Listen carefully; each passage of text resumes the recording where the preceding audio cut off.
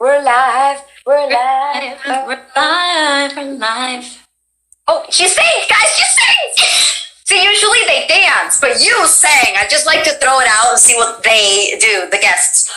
Welcome, Allegra Clark. How are you? Hey, I'm good. How are you? I'm really excited to have you. Guys, for those of you who don't know, she's Bloodhound in Apex Legends and a lot of other things. I focus on that because that's like one of the most recent and what the chat is excited about. Mm-hmm. However, your resume is extensive and incredible. So I try.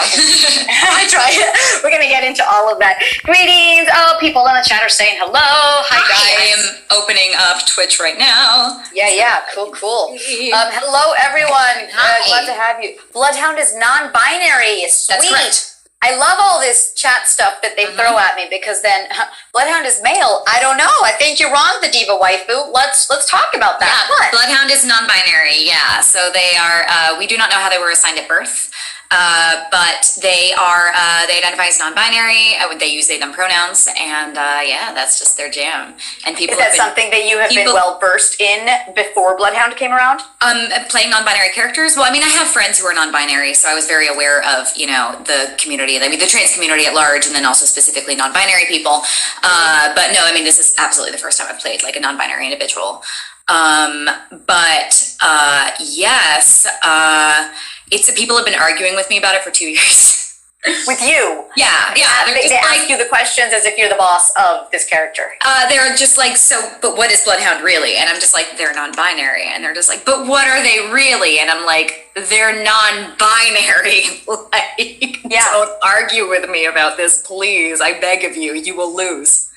Do you feel like there's been a lot of love from the LGBTQ community? Absolutely, which is great. I'm bisexual myself, so always it's been such a pleasure for me to play. I always love when I play queer characters, and you know, to be able to connect with the community and just be like, yeah, I've got your back. I've got your back. It's meaningful. Yes, and because they are, you know, awesome characters that are very complex and have like, you know, they're three-dimensional, and it's not just like, hey guys, I'm the gay character, hey guys, I'm the non-binary character. It's like there's so much more to Bloodhound, I'm sure. And Respawn has such a commitment to their LGBTQ plus characters that, you know, it's not like there's like the token one and the token other. Like there are all kinds of identities throughout the cast, and it's just like, it's great. It's Absolutely. Remind me what Erika Ishii's character. There's something. Her character is named Valkyrie, and she's a lesbian. Half Japanese lesbian. She's a half Japanese, half lesbian, guys. It's not. Sorry. Yeah, I'm only half lesbian. Yes. Yeah. One of the questions is, you're also Beidou from Genshin Impact. Beidou, yes. Beidou. Okay, we'll get into all that. The chat's excited, and so we'll get into all that. But first, I want to get into a little bit of Allegra or Allegra. Are you Italian? Italian American? I'm Italian American, yeah. So obviously, as you can tell from Clark, which is a traditional Italian last name. Clarky. Clark. There's not a vowel at the end, and that's how you know. If there were an e at the end, people would have been like, wait, but is it? No, it's not. It's very not. So I'm half sort of like, I call it generic European white person mix. And then later it's just like, oh, a little bit of British, a little bit of German, a little bit of French, a little bit of Irish, like, okay. And then the other half is Italian. I have it on both sides of my family. So my dad's mom and my mom's dad are Italian. So I ended up with Did they speak Italian to you, or you learned it because it was something that you just wanted I learned it because it was something I wanted to learn.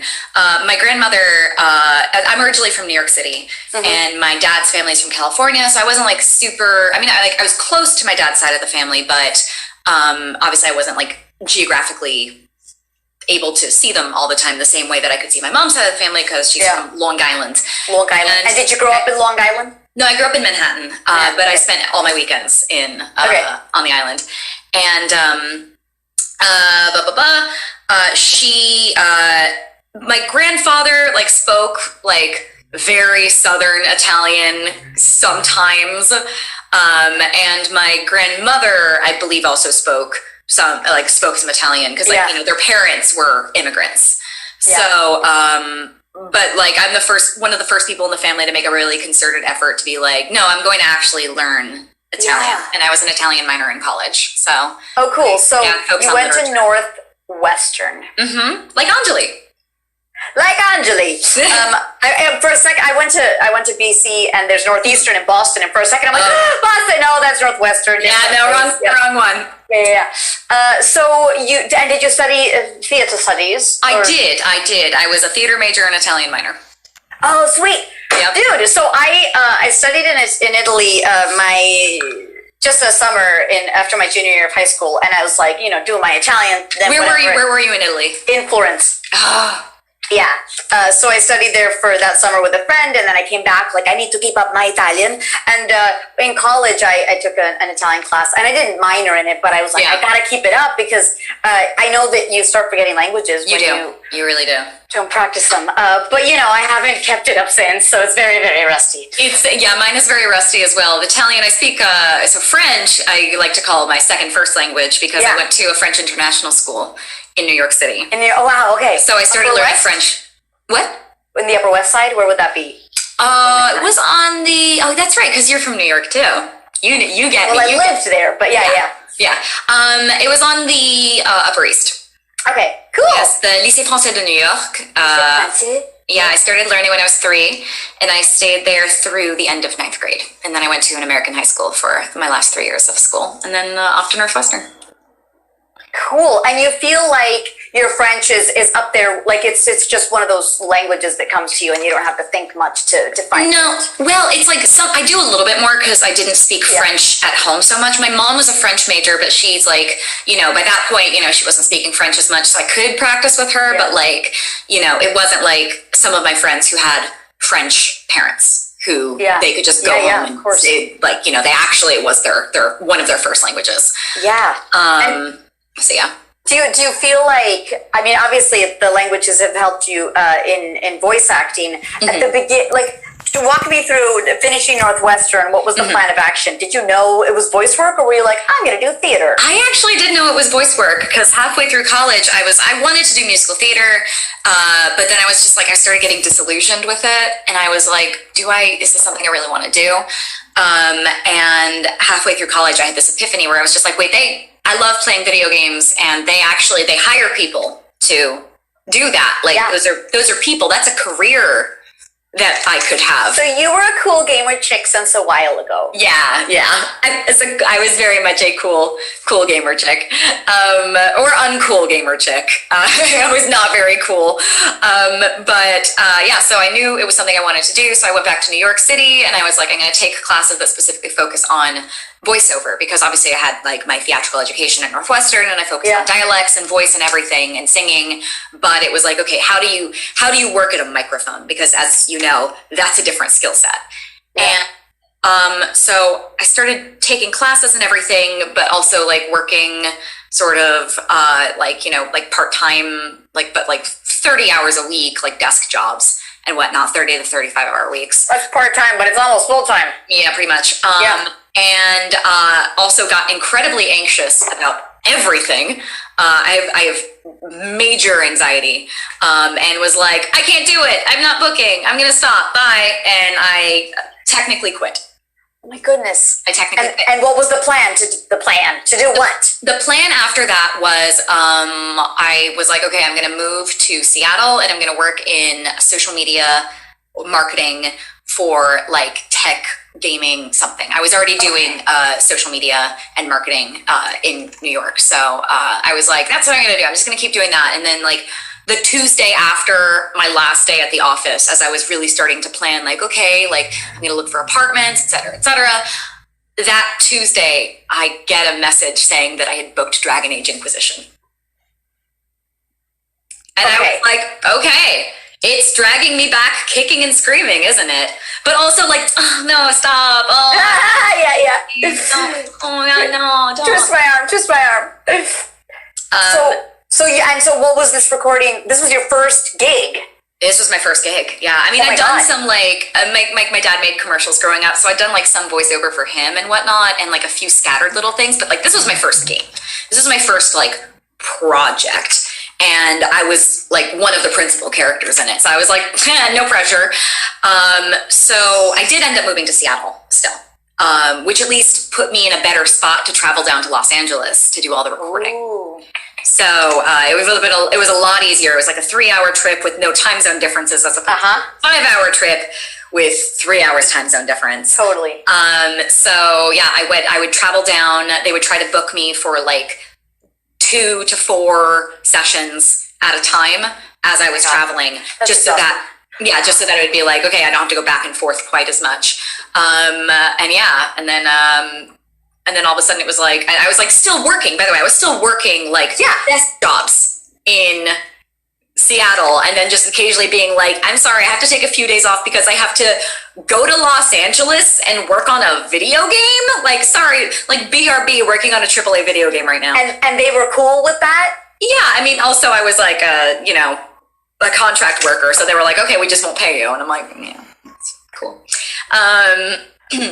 So I so I would like going back and forth, and then the game came out, and I was like, I got let go from a contract position I was in because I was working on events planning at a law firm, and that was like right around when Dragon Age came out, and also they didn't have a lot of work for me, so my focus was very split. And finally, like the woman at the contract agency was my contact, was just like, they just don't get that they just don't think that you're passionate about events planning. And I was like, well, I'm not, people. I was like, at first I was like, but I can be. Right, because it's the job that's like paying the bills. And yeah, you're just like, I could make myself passionate. And then I was like, but what if I didn't? What if I moved to Los Angeles and I just did this for real? And, 5 years later, here I am. And bada bing, bada boom. Bada bing, bada boom. That's awesome. Because then you focus full time on it, and it becomes the thing that, Yeah, it's just my job. It's my job. And I'm like, I remember the first year that I made as much doing voiceover as I had working a desk job was like a huge victory for me, because it was just like, look, like officially I can do this thing and it will pay the bills the same way that the security jobs that I had would pay the bills. And I was like, okay, cool. Yeah. That's all I need. So, Sedin Sherry says planning events is my passion. I wake every day and plan. And that's awesome. But if it's not your passion and you have to make it your passion, that's when it's not cool. Like, the interesting you thing can be passionate about anything, but the interesting thing is my cousin actually works in PR and events planning. And I'm just like, that's great for you, Paulette. Like, that's great for you. I'm really happy for you. And everyone's like, no, you're an actor, Allegra. And I'm like, yeah. I'm the artist of the family. So, yes. Do you have siblings? I do not. No. Other than my dog, I guess, Yeah. So this question has come up twice, and we'll try and go in chronological order of your life, because I like that. But I am curious, or Xandor Quinn is curious. What's your favorite part of working on Pokemon Masters as Cynthia and Smite as Persephone and Deadly Desire Daji or Daji? Daji, yeah. And what your favorite memories as a voice actor on those jobs are? So for Cynthia, honestly, my favorite part of working on Cynthia was just the knowledge that I was one of the toughest Pokemon champions, like of the entire franchise. Like, she's the one that gives people like sort of flashbacks where they're just like, oh no, her music, oh god, her Garchomp, oh god. So I'm just like, ha ha ha, it's me. She's such a badass. Like, so there was like as someone who played Pokemon, it was just like, yes. Like, as a thing, I was just like, this is so cool. I'm getting to be a part of this thing that I mean, I was 10 years old when I started playing Pokemon. So, you know, it was like, look at me, I'm living the dream. That is a big deal, especially when you've been a fan of something, you know? Yeah. Also, her Spiritomb is scary. Her Spiritomb is scary. Yeah. We don't talk about Whitney's Miltank. We do not talk about Whitney's Miltank. That thing is a beast. Don't bring it up, Sandra Quinn. Don't bring it up. So, and then with Smite, I'll do chronologically for that. So for my first character for that was Deadly Desire Daji, and just everything was a sex joke, and everything was a sex joke with that character. She's succubus. And so it'd just be like, we'd be doing stuff, and then like all the lines were just like, wow, that's a terrible sex pun. Let's do it again. Like, getting to have fun with that. Just like playing these really bawdy characters. And then with Persephone, I mean, God, obviously I feel like, you know, being like, I was a fan of mythology when I was a teenager is like so stereotypical, but I was. And, Persephone is like a really cool character, and I really loved the twist on her character in which, you know, she chooses to, like, you know, her eating the pomegranate seeds and staying in the underworld was a very conscious choice on her behalf and a power grabbing move.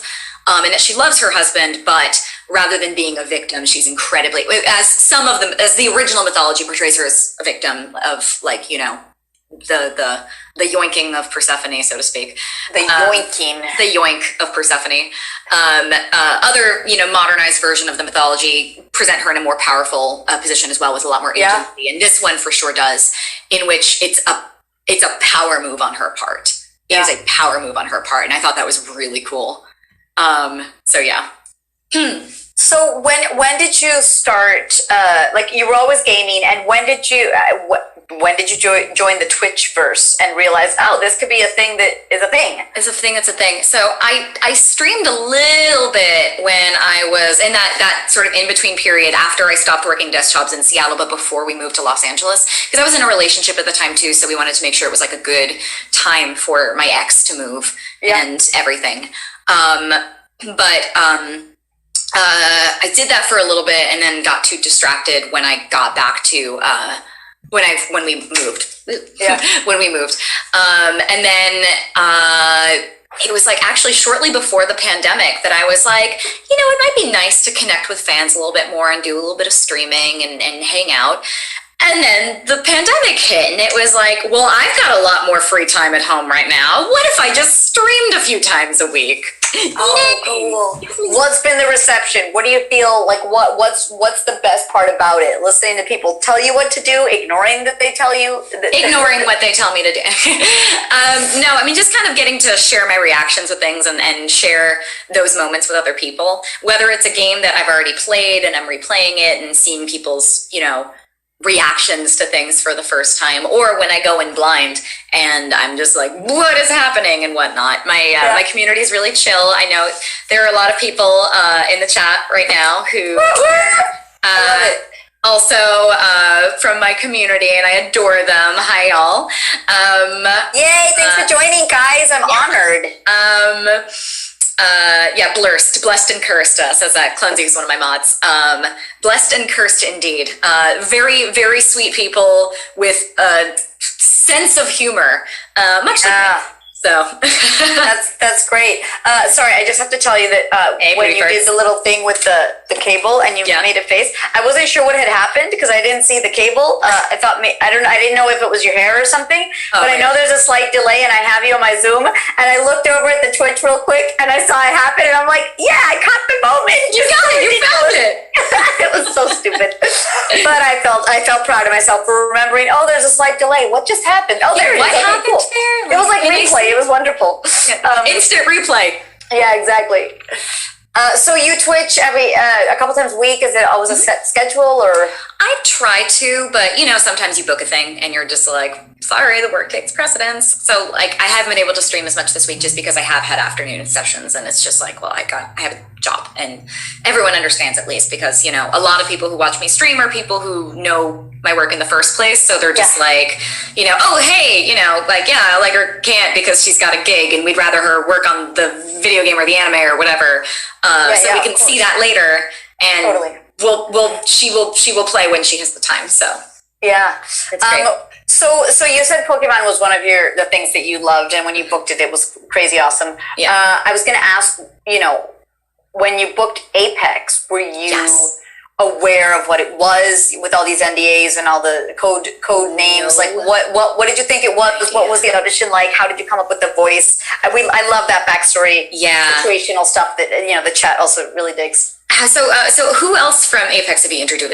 I know you interviewed Elle, and I know, you know, Anjali. So I spoke to Zero Puzzle and Erika Ishii before their characters had come out, so we didn't talk about Apex. But Johnny Young and Anj, but I haven't had her on as an Apex character, just because I was Symmetra and Sombra with me. When did you interview Zara? Oh my gosh. Oh, maybe her character was out, but we didn't. Yeah. Oh, didn't touch on Apex. Yeah. You're right. Yeah. No, during the pandemic, because that's when I started twitching as well. So maybe we did talk about it. Probably. So there's I don't think you guys had started the signing, so it wasn't like this big, like Apex. It was big, but do you know what I'm saying? Yeah. You guys had a moment where it kind of like took off. All of a sudden it was, yes. Yeah, we got like, it was like all this thing that was already like big got even bigger. Yeah.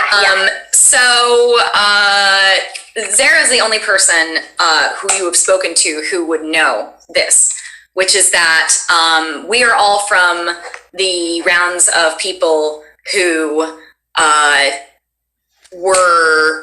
had no idea what this thing was going to be. Because, you know, we get this audition. I'm not going to say the code name, obviously. Right. But, you know, code name. And later you can tell me in case I auditioned for it.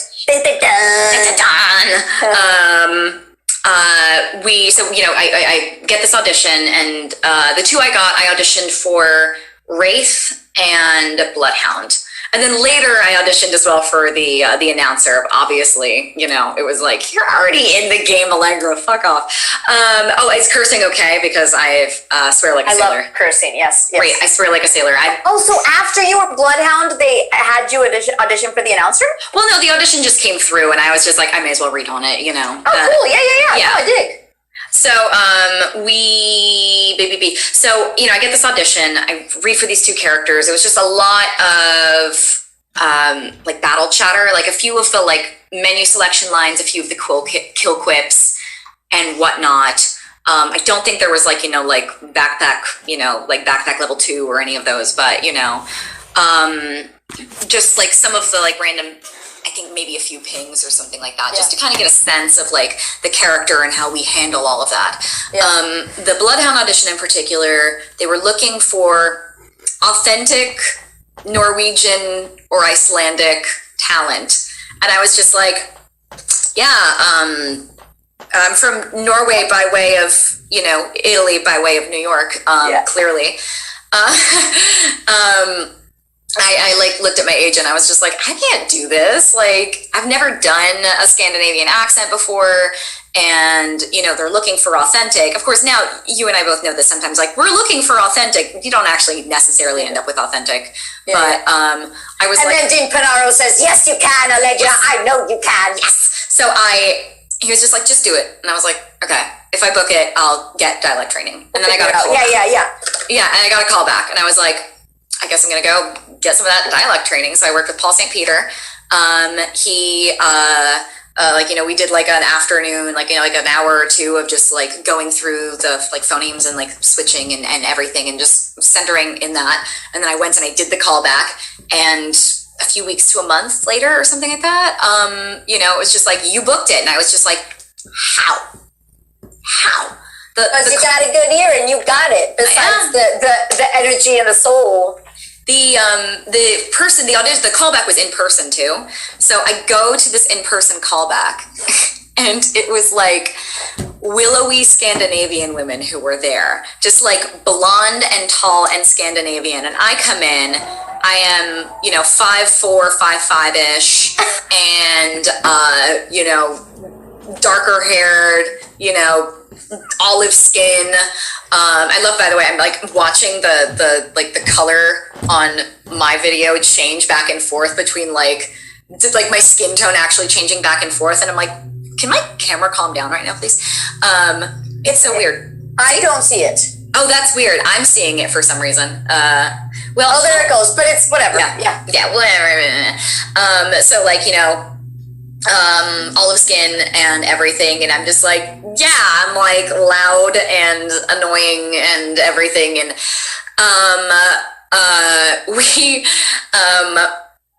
I guess the thing that really centered, made them lean on towards casting me as opposed to, someone with the authentic, voice and accent. Yeah, the authentic heritage and somewhat native accent. Yeah. Was the fact that I guess I just was able to capture the intensity, the depth of voice and intensity of Bloodhound. And there is a vocal filter that goes on top that lowers my pitch. I want to say 2 steps or something. I don't know for sure. But basically I went in and it was just I am Bluthunder, you can call me Blood, just like that. Keep going. I want give me some. Yeah, so love. I fall when the gods will it. When they meet, I will slaughter. That intensity and their the thing with the thing about Bloodhound is just that they are very certain in terms of who they are and what they believe in. And I guess the sort of the depth and certainty of my read really rung true with what they had in mind for the character. And they were just it's the right level of intense, and we understand that you understand that Bloodhound believes and knows. It's not even just believes, Bloodhound knows. This is their beliefs, and they know it. So, and so that's... And all these Scandinavian models just didn't have experience voice acting, you know what I mean? For all we knew, they were also, voice actors as well, yeah. But no, it's just they just, I don't know. I think for whatever reason, they were Sophie's got another one, take your pride and cherish it. Take your pride and cherish it. That's my that sounds like my made up Arabic. That's what I do when I make up a little Middle Eastern accent. So yeah. I was gonna comment on that because I understand wanting authentic for these things. Sometimes I get really pissed off that I'm Colombian. I was born and raised in South America, in Colombia, the country. And sometimes especially for film and TV, I'm not authentic enough to play Colombian, and that pisses me off because that's they don't believe that I'm that. So I believe in that, us being able to audition for our own ethnicity and heritage. And they should really consider it. But I also understand, I do voice a Brazilian in Valorant, and one of the things I've spoken about with the writer and the voice director is that they go through all the footage, the MP3s, and they're listening to stuff, and they're all different levels of Brazilian accent. Or different authenticity levels. And sometimes there's just somebody that comes in with the intensity and the soul of the character, and Reyes is insane. And I found that, and maybe other real Brazilians just didn't click into that. Exactly. And I also understand that, it's a really weird balance. It's a really weird balance because ultimately you do want what's best for the role, but at the same time, especially, and I say this specifically as well as a white woman, it's just there are roles I should not be auditioning for, whether or not I can grasp the character. It's just but at least within your own sort of vague ethnic group area, it's just do you if I can do the accent well enough, if I can capture that and make it not sound stereotypical,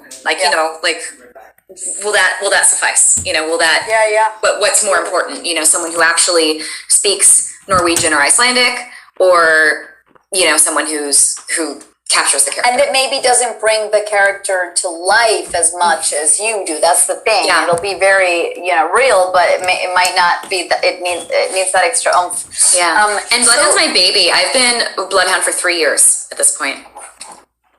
3 years? 3 years of Bloodhound. The game's been out for 2 years, and we started recording in May, and the game was released in February. So at this point, yeah, I've been the voice of Bloodhound for 3 years. Holy and cow. yeah, they're a huge part of what's great is that I feel like Respawn is fantastic. They actually listen to us when we're just like, I'm kind of, I've got a pretty good, it was certainly with Elle and, some of and Johnny, I'm sure Elle and Johnny have both talked about this being like, well, this is how, we would say it, like, this is some actual slang, or this is actually how you would translate this thing and whatnot.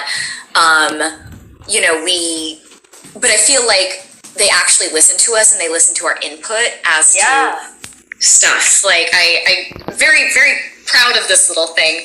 I sort of wrote the Allfather rule, which is when does Bloodhound say Allfather and when does Bloodhound say the Allfather? Because it was like, what's the consistency of that? And I could tell this was already kind of in place, but I sort of formalized it, which is that when Bloodhound is talking about the Allfather, they will say, the Allfather blesses us. But when Bloodhound is speaking to the Allfather, it's, Allfather, give me sight. So Bloodhound will never say, Allfather blesses us, because they're not speaking to the Allfather, they're speaking of the Allfather. Not using the article means that it's their connection with the Allfather and a sort of a direct line of prayer kind of a deal, and a direct line of worship. And that actually came up pretty recently, where one of the writers was like, I feel like we normally use thee in those instances. And I was like, yes, we do. Yeah, I know how to phrase this. I know what to say. And they were like, good point. And I was like, yes, well, also because it's in you differently, than what they're doing. What did it feel like when the game came out, and then since in the pandemic, there's been, everyone's had more time from home to play, to seek you guys out, all that stuff. Like, what has been the reception? And because that's the first. Or tell me. You've worked on so many video games, and I've worked on video games too, but what I did in Red Dead Redemption 2, that doesn't, nobody really, they were like, okay, so it's just somewhere in there. But Bloodhound, one of the bigger, Yeah, Bloodhound was one of the launch characters, and specifically Bloodhound was on the original promotional box art, stuff like that. So, or box art, I say, there weren't physical editions of Apex for some time, but Bloodhound was one of the characters on the first physical editions. There's the Bloodhound edition, which I own. I went to GameStop and I bought it because I needed it for me. Yeah. Bloodhound wasn't in Titanfall 1. No.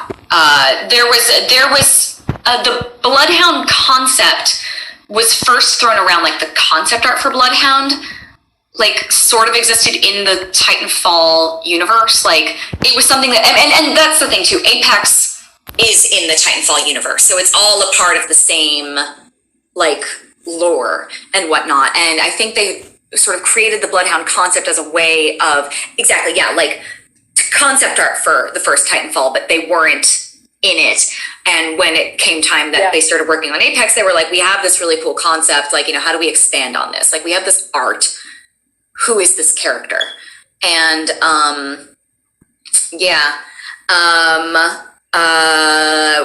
the game launched, there was no pre-marketing for it whatsoever. They just dropped the game out of nowhere. And that was smart or not? It was ridiculously smart. When they first told me, because when I first started recording, like I said, it was May of 2018, and I was like, it's May, so I'm like, oh, is there going to be anything at E3, any kind of demo, the questions that we ask when we're recording things in May. That we try to find out about, but we never do. Yeah.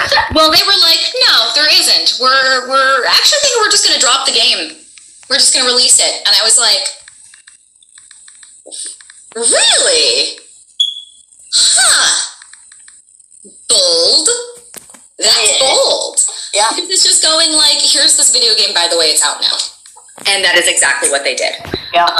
They had a teaser for it on like a Sunday. They did a stream showing off the game on Monday, starting at noon. Like noon was when the actual footage and everything dropped. And after the 20-minute presentation, they were like, the game is out right now.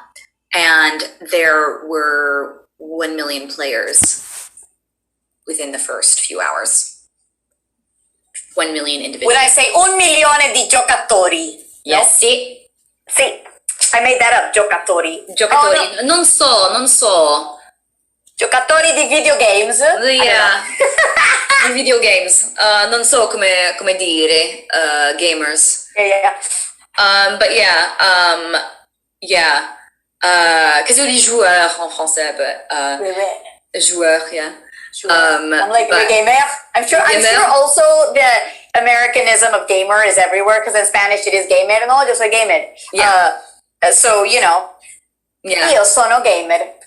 The funny thing about French is that I find that French is like, they spend a lot of time going, no, we're going to find French ways to say it as much as possible, because that's our language and we're not letting les anglicismes into our languages.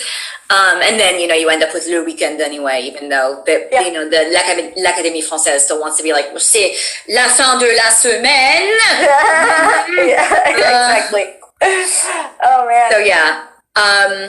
So do you enjoy playing Apex? Is that one of your favorites? I am not an Apex player. Everyone always is like, are you going to stream Apex? And I'm just like, I am not great at PvP shooters, PvP first-person shooters. They're like not really my thing. And battle royales are tough. You know, they're especially aggressive when it comes to PvP, and that's just not my jam as a gamer. So, like, I tend to lean a little bit more, you know, action RPG, stealth, whatnot. Yeah. So yeah, Maisie Grove, you're right. They're stressful and tough. Yeah, they really are. They really, really are. And I can't get super like excited personally about playing them, but I see everyone's excitement for Apex, and like I'm almost a little bit jealous that I'm like, man, I wish I enjoyed. Have you tried though, or you're just like, nah? I have tried. I have tried, and I'm just not good at it. And I also don't like doing things I'm not good at. Yeah, it's tough. It's tough. I don't like good at things. So like I jumped in, like I've played a few games with like Chris Edgerly and Roger Craig Smith. I keep Does Johnny Young play? Oh yeah, Johnny plays the hell out of Apex. He was one of the first people I believe to audition after the game launched. Yeah. I think. I knew he had been a huge Titanfall fan, so I think he either. Well, that's what he was telling me, that he kept playing the game and everyone was like, oh, well, I wonder when this new agent's coming out, and he couldn't tell his friends that he was. I know.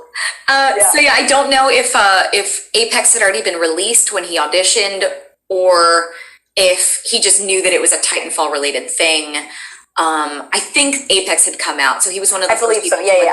I just talked to him, but like my brain's mushed now. Yeah. I mean, what's time anyway? Yeah, exactly. He was one of the first people to audition knowing exactly what it was, and knowing, you know, like, I think this is Apex Legends. So he, like everyone else prior to him. So Justine was the last person to audition for it while we were still just like, Justine Huxley, who's the voice of Watson. She and I already knew each other, and we bumped into each other at an in-person callback, and she leans in and she's like, we're in a game together. And I was like, we are? And she was just like, it's a game with a lot of shooting and PvP called, and like they had just sort of said like, we think it's going to be called Apex Legends.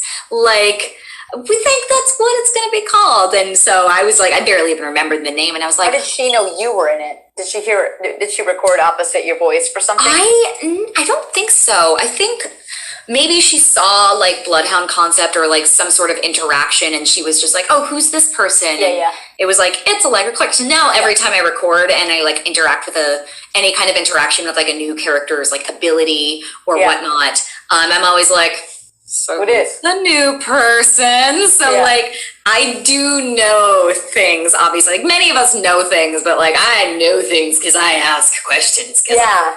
It's funny. We sign NDAs, and so we think we can't ask questions. But sometimes I'll be in the booth, and they'll be like, "Oh yeah," and so this character's been played by blah blah, and then you're getting all this information, and I'm like, I just need to ask more questions, Right. Because they do answer them in the booth. We're within the NDA realm. So Right. Yeah, and it's you also kind of sit there like, do I like talk to my friend about it? Like, what do I do? So like, like there's the dichotomy of like, there are a few people where I've been like, so I know you booked a thing. doing a thing. Yeah. I know you are. And some people where I found out and like a lot later, like shortly before their characters came out, and I went to the actor and I was just like, you didn't tell me. Like Erica did not tell me that she actually booked Valk. And I found out in like February or something like that, because I was just like, I never found out who is playing Valkyrie.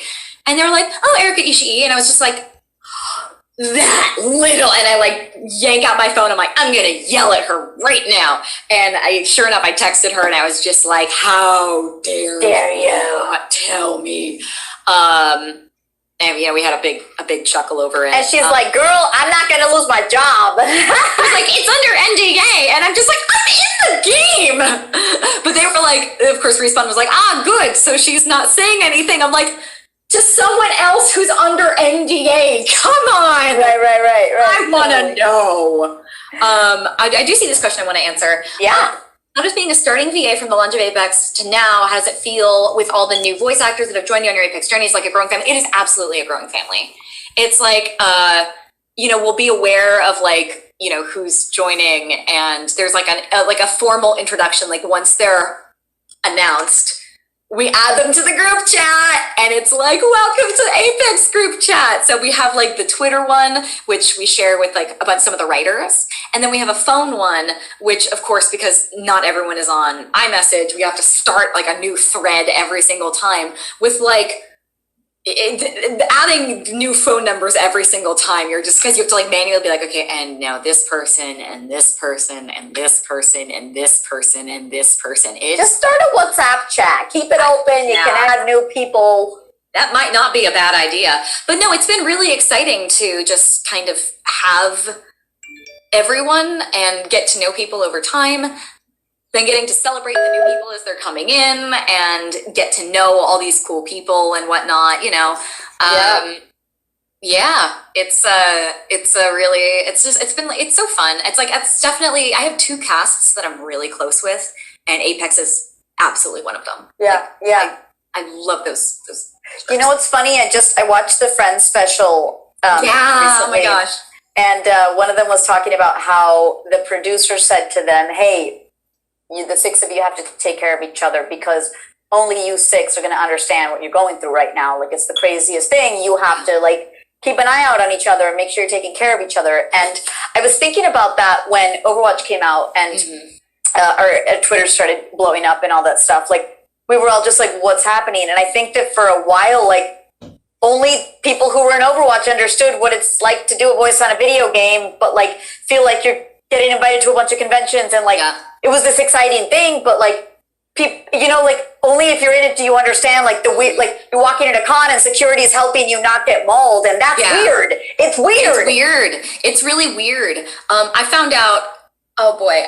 So my mom had like a business thing that she had to go to, and in this instance, it was definitely like the person she was meeting with looked her up to be like, what's going on in your life, so that I know where to start conversations. Yeah. And they saw me, and so one of the first things he says to my mom when she walks in, it was like a dinner at his place. When she walks in, he's just like, "Your daughter's in Fortnite," and my mom is like, "Yes." And of course, my mom is there. Like, my mom does not remember everything that I'm in, so she's just like, I think. I mean, you know better than me. And he's just like, I have an 8 and a 10-year-old. They love Fortnite. And it's just like, what is my life? Like, dude, it gave her some serious street cred. That's the thing. Yeah. All of a sudden they're like, oh, you're extra cool because your daughter is. Because your daughter's in Fortnite. Yeah. I found out one of the guys who works in my building, like, he stopped me and he was just like, you're in 7 Deadly Sins, aren't you? And I was like, you watch anime? Like, stop it. Like, first of all, you watch anime. Second Can of all, we talk about that? Like, yes. Like, you do a ton of anime. Mm-hmm. Holy cow. Yeah. That's a whole other slew of things that this chat also loves. Yeah, once you start with break anime. into your first anime? Oh my god. Do you like anime? Do you do you watch a lot of it? I do. I watch some of it for sure. Like, I definitely watch some of the shows that I'm in. Like Jujutsu Kaisen, I watch like crazy. It is such a good show. Like, it is so good. I don't have time for all this. You game, you watch anime, you do voices. Gosh. You can. You do what you can. I don't know. I'm single. Like at my time. I'm single. The only person I have to pay attention to is my cat, who's up there on my little display cabinet right now. I wish he were here. Maybe at the very end of this stream. Yeah. Like right before we bring stop, him on screen. We have cat lovers. I voiced Derriere. Actually, I've voiced like several characters in it. The main character that I voice is Derriere. I also voice. What do they sound like? Derriere is kind of here. You know, she kind of sits in this area. Yeah. You know, like, she's kind of does her thing. You know, she's kind of stoic and quiet. So I was joking, Keith Silverstein is my counterpart in that. Like, they're like two peas in a pod. Like, I know Keith. I'm in love with him. So he's the talky one, like the very tall and talkative. And oftentimes we joked for a very long time that most of Derriere's lines are just her going like, yeah. Sure, like, you know, he's just like she's like the stoic, quiet one, and he's the chatterbox. I also voice a character named Matrona in it. She's a giant, and she's very serious. Or a lot of your characters very, deep. I tend to voice characters with deeper voices because I do have a deeper voice, although not exclusively, for sure. Yeah. I also voiced King Arthur as a child. It was just for a very short little bit. I was baby Zach Aguilar, but I was him as a little boy. Cool. And then, how does Polonia sound? Polonia was like, they threw this like demon character at me who like died fairly quickly, but like she was a named character and existed for a little bit. I want to say she was here. She was like a little cat demon. She was a little cat demon. It has a lot of fun. Like, Polonia. Not just being kind of a jerk. She's really sweet, but then she's really creepy. She's not actually sweet. She's an asshole. Oh my god, I love it. I love asshole characters. Sounds sweet, but she's cute, but she's not nice. Yeah. So yeah, that was 7 Deadly Sins. You can keep walking us through your resume where everyone's geeking out. So we'll just happily observe this one. Okay, show. so for those of you who played Dragon Age Inquisition, which again is my first character, I was Lady Josephine Montillier, ambassador to the Inquisition. Where am I hiding? Where is she from? She's from Antiva. Antiva is basically Spain, Italy. Oh, cool. I love those invented places where you can sort of kind of work with an invented accent. I don't know if it's, you consider it an invented accent, but it's... Josephine, I did an Italian accent for. Yeah. So, this is her. I'm also Beto, Captain of the Crux in Genshin Impact. So cool. Ever want to trade tactics? I'm always ready. She's a pirate, and she's amazing. Can we do a tiny parenthesis on pirates? Do you feel like every time you audition for a pirate, you gotta do like a pirate thing, or you just kind of go, nah? It depends. Like, if they're very, there's swagger. There's always swagger with a pirate character, whether or not you have to try to do the pirate accent. You have to go for that. Is another thing, but there's always, whenever you play a pirate, you always a little bit more like this, you always kind of lean back, and there's like a confidence to being a pirate. And with Beto, I gotta click into that. With Beto specifically, I found her specifically, because I was just kind of doing that. I was like, but Beto's here. This is specifically Beto. If you ever want to trade tactics, I'm always ready.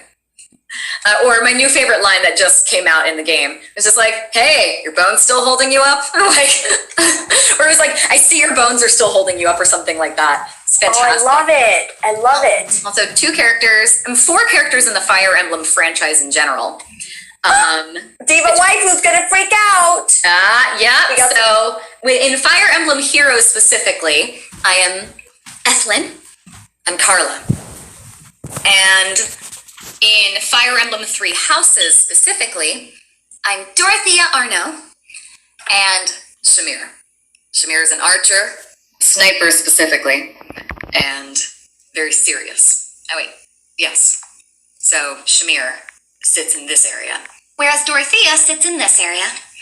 And yeah, thank God they don't speak to each other. I mean, I have spoken to myself in projects like multiple times.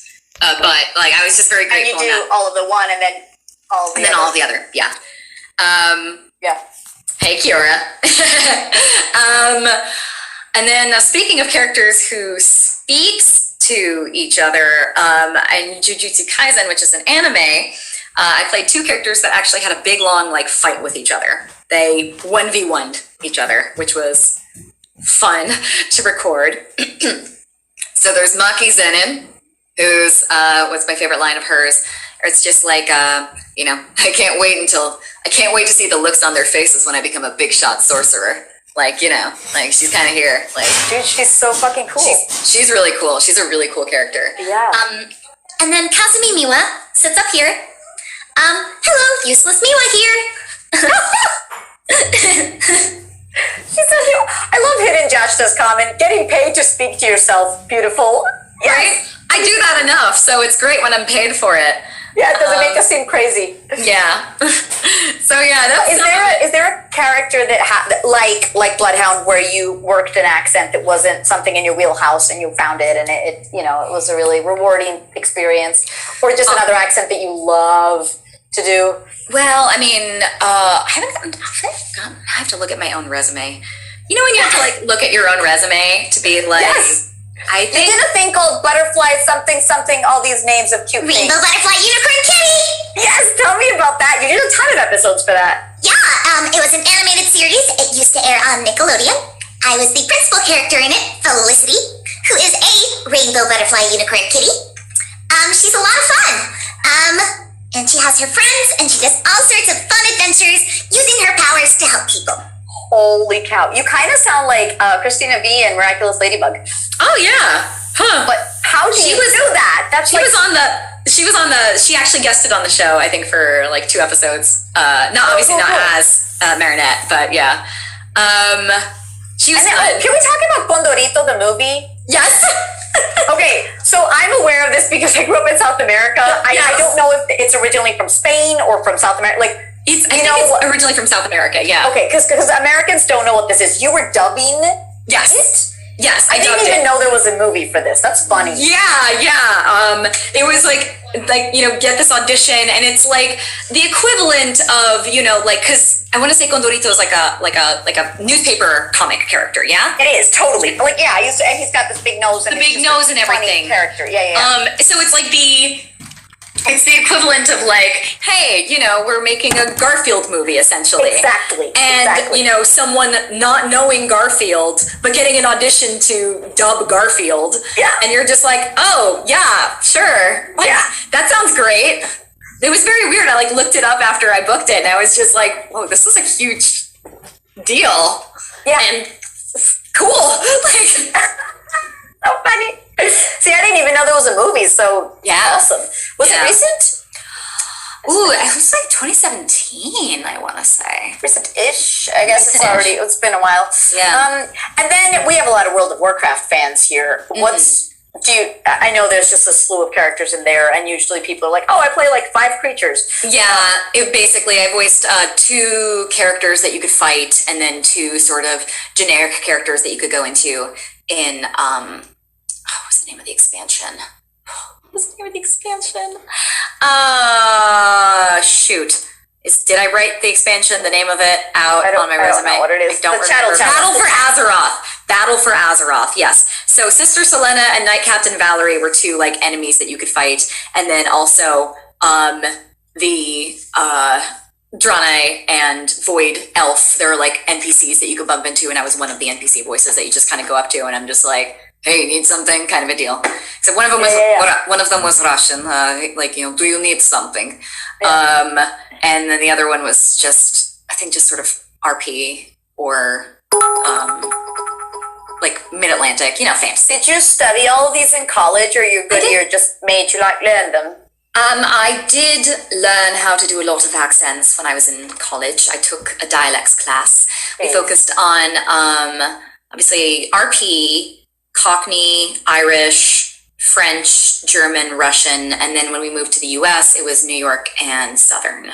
And Southern, it was like obviously like, hey, like which version of Southern do you want to focus on? Yeah.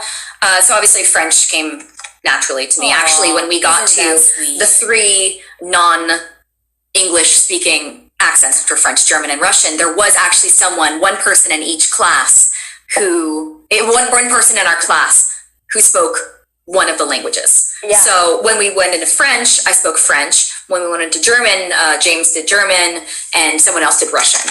And it was funny because it was the first time that a lot of my peers had actually heard me speak French. It's funny because I made no bones of the fact that I was Francophone. And, you know, Linda just sort of at the end, and she was just like, okay, you know, we have a few minutes at the extra. Do you want to give a little preview of what French actually sounds like so that people know how to do it? I was like, you know, bon, alors, je m'appelle Allegra, j'étais une élève au lycée français de New York, j'ai appris le français pour 12 années, you know, et cetera, like, they just started rambling in French, and everyone was just like, we didn't realize how fluent you were, and I was just like, I told you that I've been speaking French since I was 3. Like, yeah, but a lot of, you know how like a lot of people are just like, oh, I studied Spanish in high school, so I can say donde está la biblioteca. They probably, there's so many of those that they just assumed that was the case with you. Yeah, especially because, I mean, I think that they imagine that someone with an American accent speaking French is going to still, you know, like have a little bit of an accent. Yeah. Like, even if it's not like je m'appelle Allegra, it would be like je m'appelle Allegra, like kind of Allegra, like God, I can only do really bad French accent or the way I actually do a French accent. I can't find it in the middle. I can't find a middle. Okay, it's the same with Italian. Posso parlare in italiano con un accento che direbbe è un po' americana, un po' francese, ma abbastanza bene. O posso parlare con un accento terribile. Molto terribile. Americana. Yeah. And whatnot. But those are the fun ones, right? And I do think that is the balance that sometimes they want us to strike in the booth. They're like, can you just tone it down a little? And you're like, either it's off or it's there, and that middle ground is a real tricky one. I'm just like, how do you want me to do this? Like, when I'm actually doing a French accent for a project, I do know how to do the levels of it. So, you know, you can go really heavy with a French accent and, you know, really do it quite strong. Or just as much, this is a French accent. It's very light. It's just someone who would be very fluent in French. And the truth is, and I know you can definitely speak to this, people who speak languages fluently tend to be pretty good at imitating the way that it sounds. Oh yeah. So, for sure. You know, like someone who speaks English fluently probably isn't speaking with a French accent that is this strong because they are gotten pretty good within their fluency at learning how to pronounce things better. Like not exclusively, but like people always ask for something really strong. Where a lot of the like fluent French speakers I know, or rather the fluent English speakers who are of French origin, you know, they have like a strong accent, but you know, it's a lot lighter, and you know, it's not as thick. Definitely the vowels are still there, but you know, it's a little easier to understand. That's basically just French, but you understand it. Thank you, Hidden Josh. Pretty much. Yeah, for sure. Oh man, we have a minute, guys. Oh my God. Because we both have to get to sessions. We both have sessions at 2. Time flies when you're having fun. Where can, I know a lot of these are your followers, but where can they find you on the socials? Tell them about your Twitch, Paleza. Yes. So my socials, basically across all social media, is just Simply Allegra, at Simply Allegra. SimplyAllegra. I'm on Twitter. I'm on Instagram, but I barely use Instagram. I'm very bad at it. And of course, I'm on Twitch. I try to stream a few times a week for sure. I try to keep a set Saturday at noon. And then I try to stream around 2-ish on Mondays, Tuesdays, and Thursdays, with obviously the caveat of, you know, I might not be there because I might have a session like today. I might book something that's really awesome. Like, I've got to be in the Valley. Can't stream today. Sorry, guys. Right now I'm playing a lot of Mass Effect. On Saturdays, I try to play games that people can actually like make decisions in. So right now I'm playing this really crazy game called Death and Taxes, where I just kind of sit back and I let everyone decide in this very dark game. You're the Grim Reaper, but in like a bureaucracy Grim Reaper, who lives and who dies. Cool. Yeah, I'm letting everyone vote on that. Well, I just kind of sit back and go like, so are we following the rules? But yeah, well, what's going on? Tell me. What do we want to do, guys? That's fine. You don't have to make decisions. Yeah. So I shout out the subscribers with my guests. I have 3 things to shout out. I usually ask you to do a fun accent and thank them. So we have Cheering 100 bits, Mercy Yura. Thank you for being here, Mercy Yura. Really appreciate it. Woo, she's in Wales. We have gifted 1 month tier, 1 sub to Callie the Potato, but the gifter is BootyFox22. BootyFox22, thank you so much for this wonderful gift to Kelly. That's really cute. Also, the name in that little voice is the cutest. And again, he donated, gifted another one to Clonesy, but it was BootyFox22 again. BootyFarts22, thank you so much for gifting this sub to Clonesy. We really appreciate it. Siri, what's the weather like today in California? It is fucking hot out. In Burbank, it is currently 81 degrees in Burbank. Apparently, though... Oh, wait, no, this hasn't reset. I was going to say, No, I'm sorry. It is 90 degrees in Burbank. Be prepared to overheat when you get out of your car. And then when you get back into your car, be ready to be fucking boiling. Siri, who is the best voice actor in the world? The best voice actor in the world is Darren DePaul. we do love him. Guys. I was like, I was just like, who do I pick? He's a fan. We're fans. We're fans. Yes, he's Going to Darren. I'm saying Darren because I love him. Yeah, what a kid. This has been incredibly fun. You're in North Hollywood, Diva Waifu. It is hot there right now. It is friggin' hot. I am sorry. I used to live in North Hollywood and yeah, it's really hot right now. My sister's in the AC room. I don't have AC here, so I'm like, we gotta get out of here. Be free. Be free. Yeah. Allegra, thank you so much. This has been a pleasure. Guys, give her a follow. Follow her Twitch. Keep an eye out for new work coming, because I'm sure there's a lot of NDA stuff that you can't talk about. But that's really Things exciting. coming out pretty soon. Yes! And guys, keep booming and booping. Boop.